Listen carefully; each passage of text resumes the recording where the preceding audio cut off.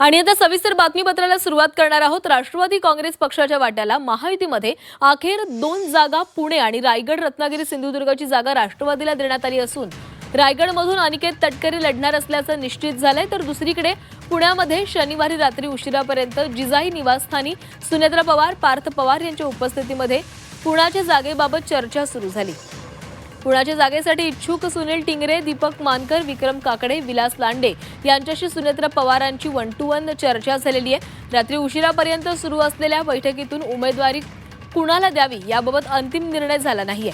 रविवारी पुन्हा इच्छुक उमेदवारांची चर्चा करून अंतिम निर्णय सुनेत्रा पवार घेतील।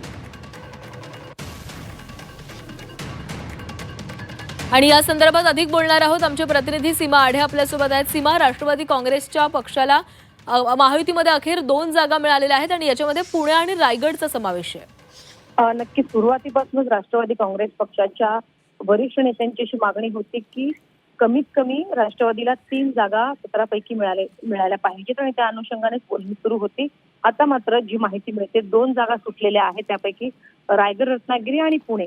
आपल्याला माहिती आहे की रायगडमधून प्रदेश अध्यक्ष सुनील तटकरे यांचे पुत्र अनिकेत तटकरे हे उमेदवार असतील, तर पुण्यामधून आता जे इच्छुक उमेदवार आहेत त्यांची मात्र मोठ्या प्रमाणात मोठ्या संख्येने जे उमेदवार आहेत तर ते इच्छुक आहेत। त्यापैकी आता जे इच्छुक आहेत आणि ज्यांचं नाव सध्या आघाडीवर आहेत त्यांच्याशी आता सुनेत्रा पवार आणि पार्थ पवार यांनी 1 to 1 चर्चा करायला सुरुवात केलेली आहे। सध्याची जी माहिती आहे त्यानुसार सुनील टिंगरे, दीपक मानकर, विक्रम काकडे, विलास लांडे यांच्याशी सुनेत्रा पवार यांनी 1 to 1 चर्चा केलेली आहे। रात्री उशिरापर्यंत याबाबतची चर्चा सुरू होती आणि नक्की उमेदवारी कोणाला द्यायची आहे या संदर्भात बैठक सुद्धा पार पडलेली आहे। सोबतच काल रात्री चर्चा केल्यानंतर आज देखील पुन्हा जे इच्छुक आहेत पुण्याच्या जागेसाठी त्यांच्याशी सुनेत्रा पवार, पार्थ पवार चर्चा करतील आणि त्यानंतर उमेदवारी नक्की कोणाला द्यायची आहे याबाबतचा अखेर निर्णय जो आहे तो घेण्यात येईल। आता पुण्यामधून नक्की राष्ट्रवादी कोणाला संधी देते हे पाहणं महत्त्वाचं असणार आहे।